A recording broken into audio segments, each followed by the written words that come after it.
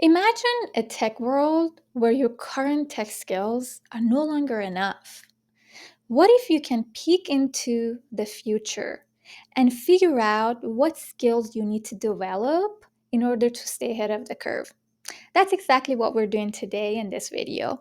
We're going to cover the top skills that you need to remain successful in the tech industry by 2030.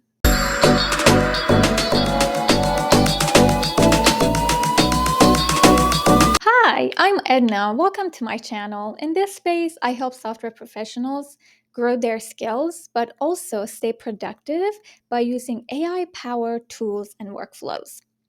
I've been in tech for over a decade now, and I have experienced it all: promotions, a layoff, and also burnout, which all of it together made me rethink everything.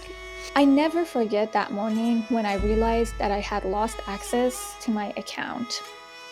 First, I thought, man, I must have finally broken VPN by having too many tabs open on my Chrome browser.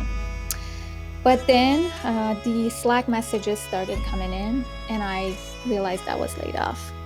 That moment made me see my career from a different angle, and it inspired me to create this channel, this space for real talk and real growth. I publish videos every week, so make sure you hit that subscribe button so you won't miss out. Let's go over why this is so important.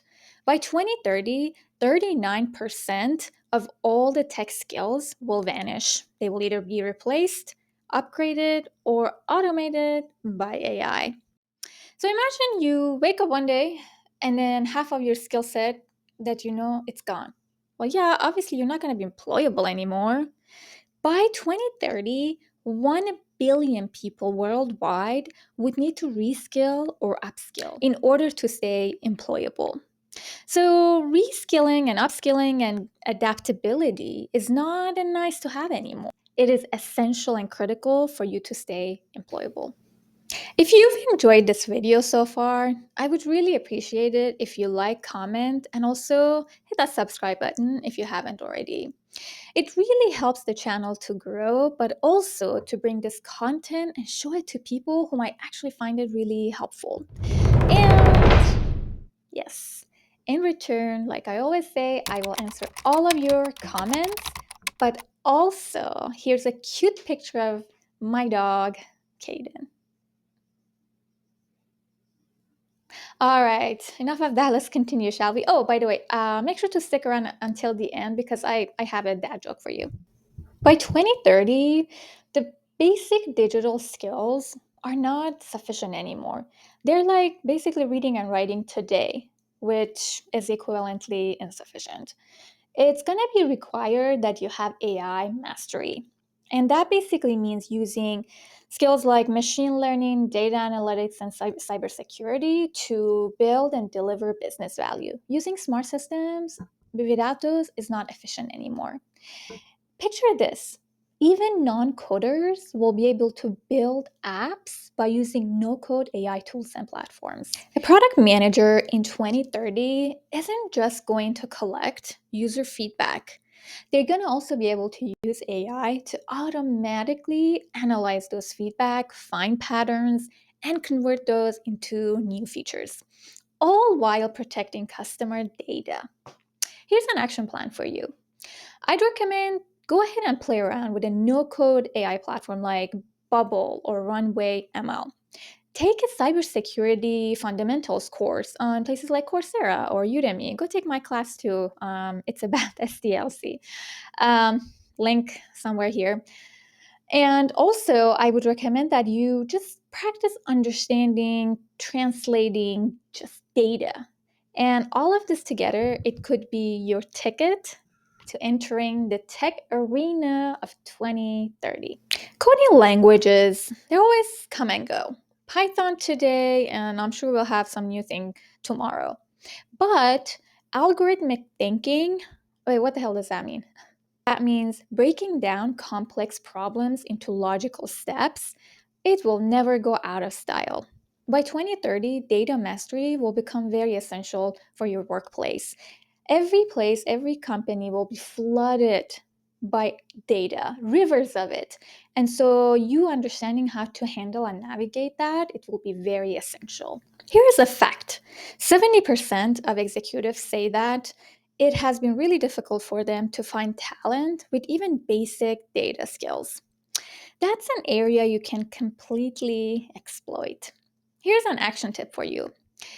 Learn how to deconstruct challenging and complex problems around data into logical step by steps to process. Use tools like Google Data Studio or Power BI from Microsoft to learn how to create dashboards and visualize data, what kind of graphs to use. The more you learn this kind of skills, the more valuable you'll become. Cyber crimes.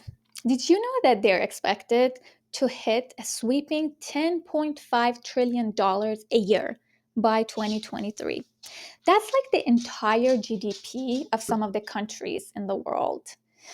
Yeah, all that money lost just because somebody clicked on the wrong email. So, as you can see, cybersecurity is going to be one of the skills essential by 2030. It's not going to be something only IT professionals would do. It's going to be everyone's responsibility. Rather, either if you're coding, designing a product, managing systems, you need to bake in the security in your work. Here is your action plan. Learn how to spot phishing attacks. Consider always using multi-factor authentication, but also make sure that writing secure code becomes a habit for you. Also, if you want to have a little bit of an edge, consider getting a beginner cybersecurity certificate. Think of it this way. If AI is your shiny new car, cybersecurity is your seatbelt. You need both to stay safe and drive and get to your destination. By 2030, most of the repetitive tasks, if not all, are going to be automated. So, what sets you apart is basically that human centered innovation. That means design, that means empathy, and also collaboration. Did you know that companies that prioritize design and user empathy usually outperform their competitors by 30% in revenue growth? Yeah. Apple didn't just win because of their hardware, they won because of the experience. They understood how their customers felt when they were using their products, like iPhone. Here's your action plan. Get used to the habit of interviewing at least one user for every major product and version that you're releasing.